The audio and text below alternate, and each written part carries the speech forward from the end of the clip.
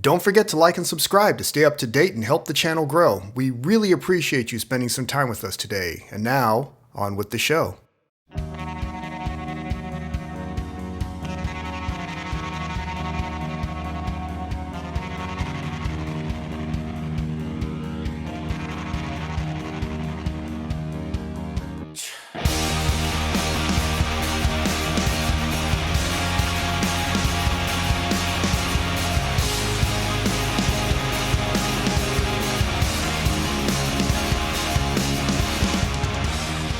You are listening to the Narrated, Not the Popular Opinion with the one and only Gray.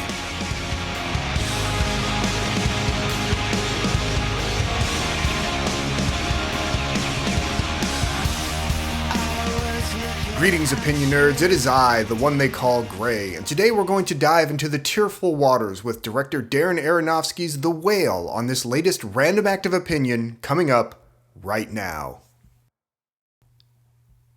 I think Alan Moore had the relationship between artists and lies completely pegged, opinion nerds. Movies are all lies. Even when a movie is telling a story based on some fact, the movie itself is still a lie. Actors pretend to be other people. One real-life location stands in for another, and sets are total fabrications of real places. The dialogue is made up, and the actors speaking them are putting on performances. They aren't living those lives or really having those experiences. All movies are lies, but those lies are in service of something more than revealing facts. Those lies are in service of sharing a truth, or at least something that feels true. Sharing that truth requires two primary things: that the storytellers be sincere and that the audience be empathetic, both intellectually and emotionally. It's a trust that must be maintained because without it, movies are simply a visceral experience, a series of reactions to the on-screen stimulus. The storyteller will never know if the audience is being empathetic, but an audience can often sense whether or not a storyteller is being sincere, and that sense of sincerity will often be the factor that determines the movie's impact on that audience. In The Whale, a morbidly obese online professor attempts to reconcile his relationships with his estranged daughter, his best friend, God, and himself in the last days of his life. Directed by Darren Aronofsky from a screenplay by Samuel D. Hunter based on his play, the film stars Brendan Fraser, Hong Chow, Sadie Sink, Ty Simpkins, and Samantha Morden. Now, I'll do my best to avoid them, but sometimes you can't get around spoilers, so be warned. Samuel D. Hunter's play first premiered off-Broadway in 2012 as the fifth produced play for the writer in 2 years. The Whale would go on to win multiple awards, but more importantly, it captured the attention of Aronofsky, who, according to the director, spent the next decade waiting to find the right performer to take the lead role of Charlie, a 600-pound shut-in possessed of an incredible empathy and sensitivity who was slowly eating himself to death. When the director found that actor Brendan Fraser, who had been keeping a relatively low profile over the years, was back on the hunt for roles, he found in him the quality of sincerity that he wanted to see embodied in the character. With Hunter on board to adapt his own play, it all became a question of how to bring the material to the screen. The Whale is not a complex film, its plot being very straightforward, and its experience built almost entirely on the actors' performances.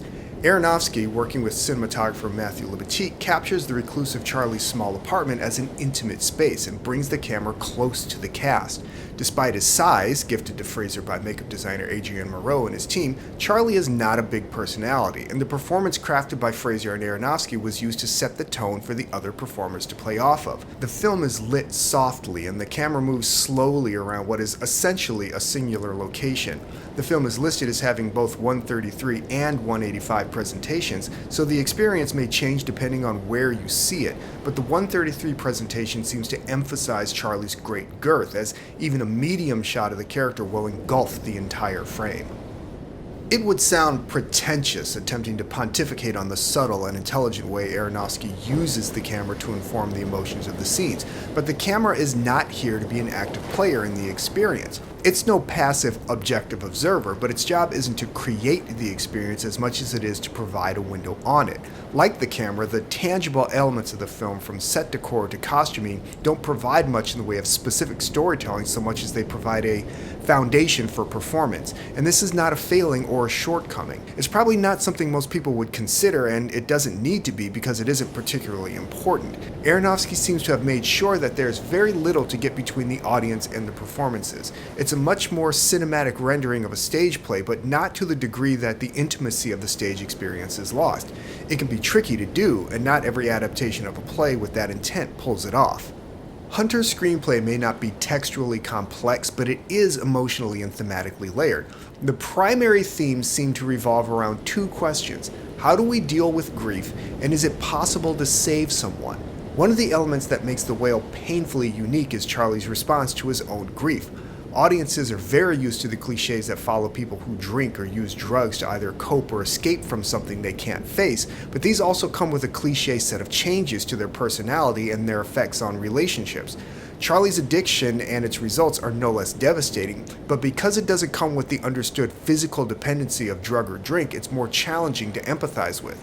Also, because it doesn't affect his personality, we get to better know the authentic Charlie, and this allows a greater sense that his relationships to the other characters are sincere. One of the joys of the film is that Charlie is not a magically good character, a misunderstood beauty in a monstrous form.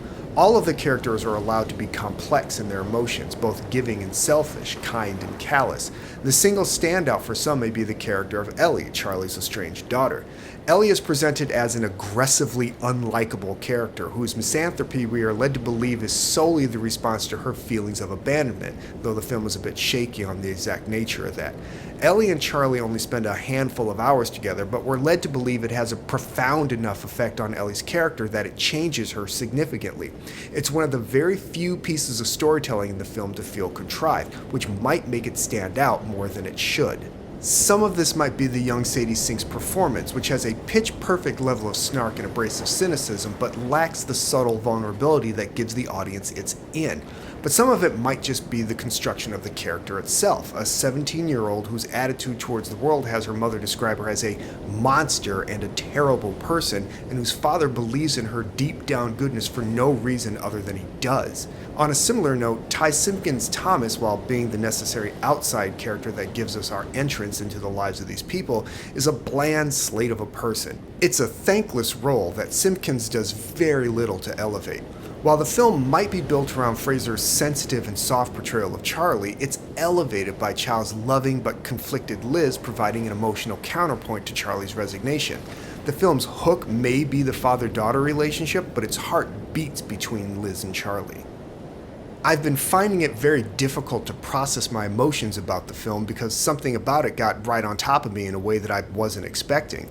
In a lot of ways, there isn't anything particularly unique about the textual elements of the film, and when considering it, I've spent the majority of my processing time working on whether or not the repeated references to Melville's Moby Dick, in the form of a book report that young Ellie wrote, has a deeper metaphorical meaning, especially as Charlie seems very concerned about a passage that states the pages of the book discussing different kinds of whales seem like the storyteller trying to avoid telling his own sad story. It does seem like Charlie is avoiding dealing with the fact that he's dying, and focusing on Ellie can be seen as part of that, but the reason he's suddenly focused on Ellie is because he's dying, so it's a little tricky.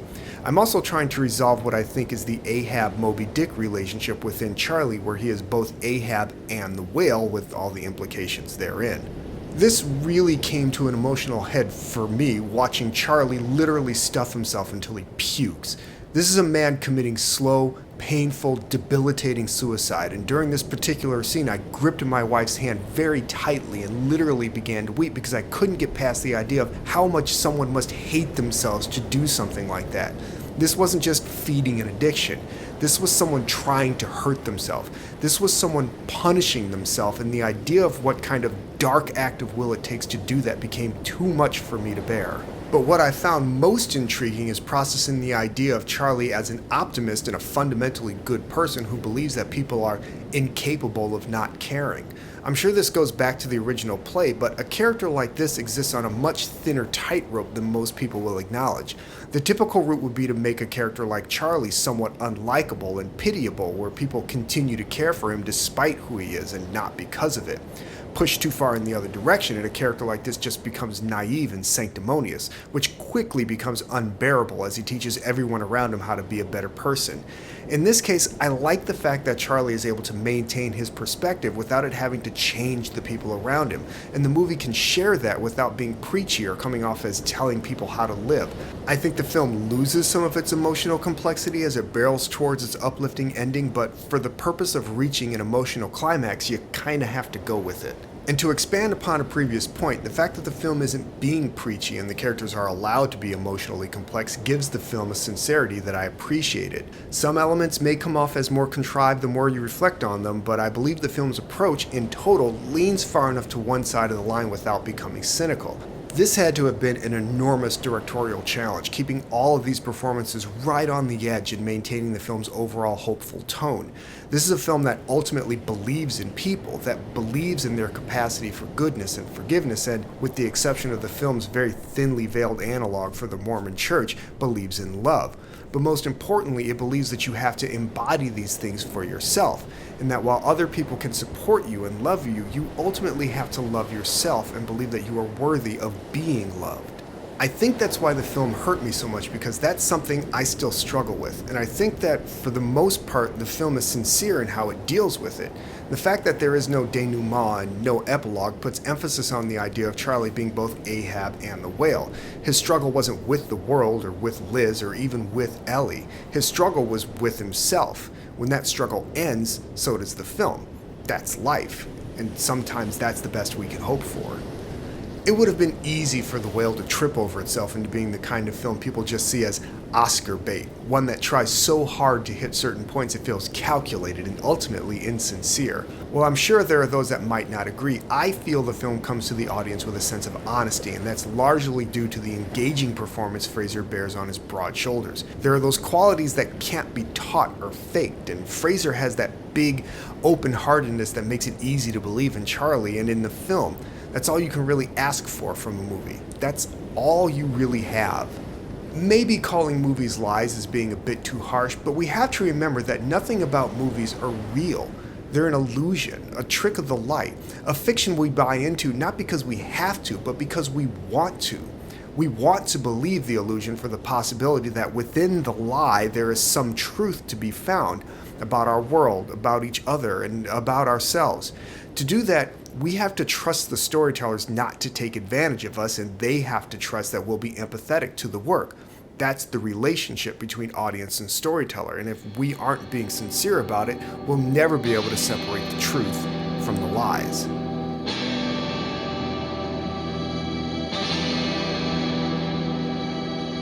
This has been the Narrated, Not the Popular Opinion. As always, I have been Gray, and if you like what you heard, you can leave a tip at our Ko-Fi page at ko-fi.com/notthepopularopinion. You can follow us on Twitter at @only_Gray, and don't forget our main page at notthepopularopinion.wordpress.com, where you'll find more great articles just like this. Thanks again for listening, and remember, if you're as good to others as you are to yourself, we might just make it through this mess. See ya.